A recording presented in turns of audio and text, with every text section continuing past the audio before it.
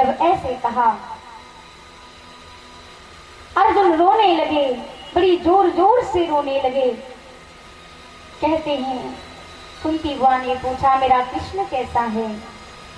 कृष्ण तो अपने धाम चले गए, और जब सुना कि अपने धाम चले गए हैं तो अब तो महाराज और भी रहा नहीं गया।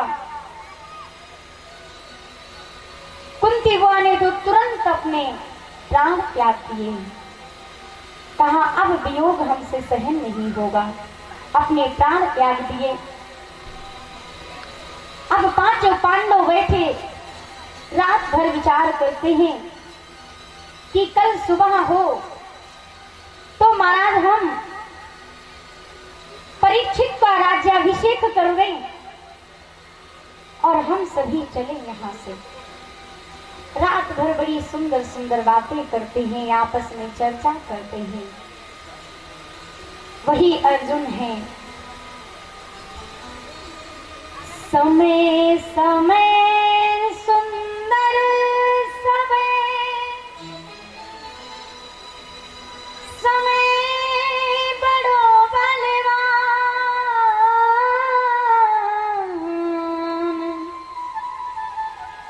समय समय सुंदर समय, समय बड़ो बलवान, भीलन लोटी गोपिका,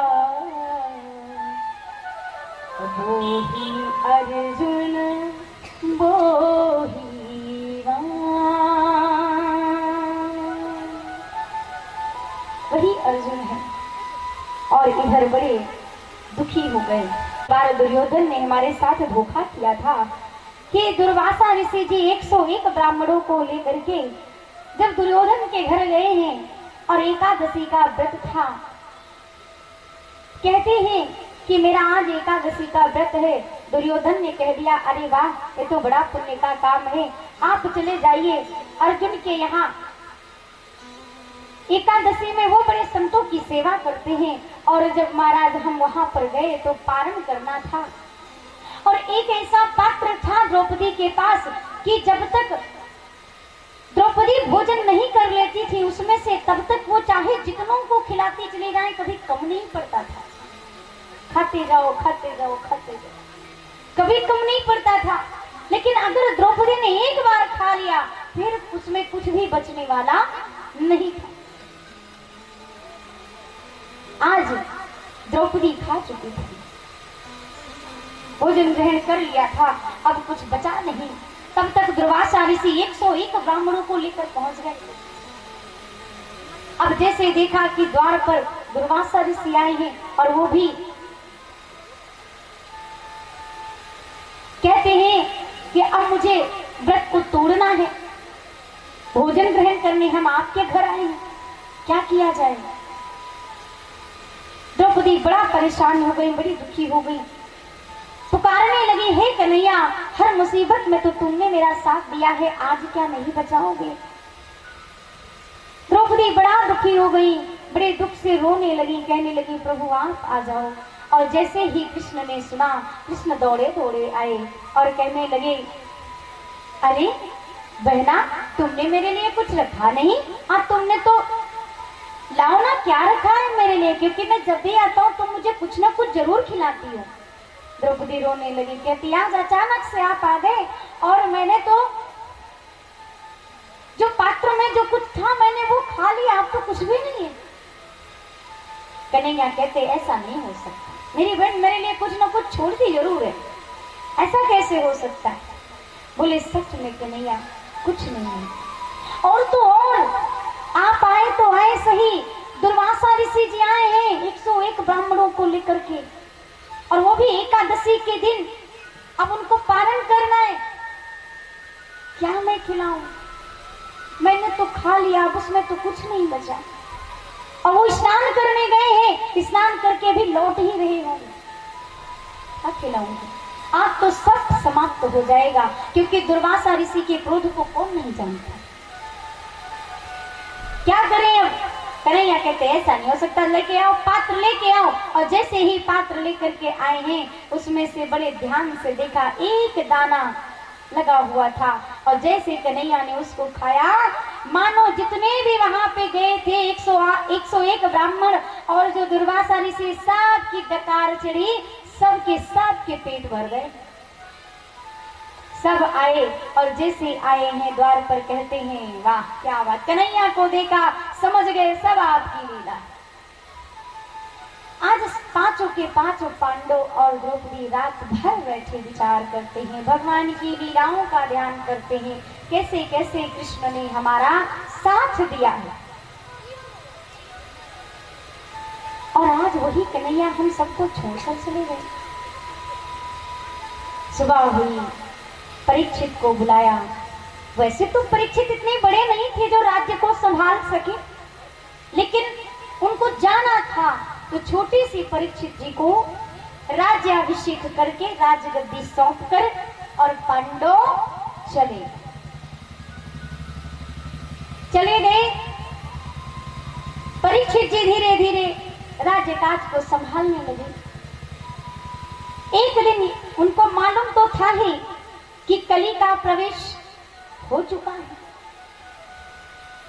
इसीलिए तो हमारे दादा सब चले गए हैं छोड़ करके।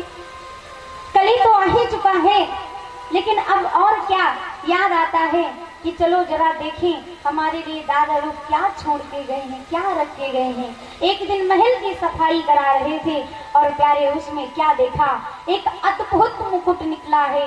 और ऐसा मुकुट निकला है प्यारे कि हीरे रत्न जड़ित हैं उस मुकुट में, और देखे तो देखते ही रह गए।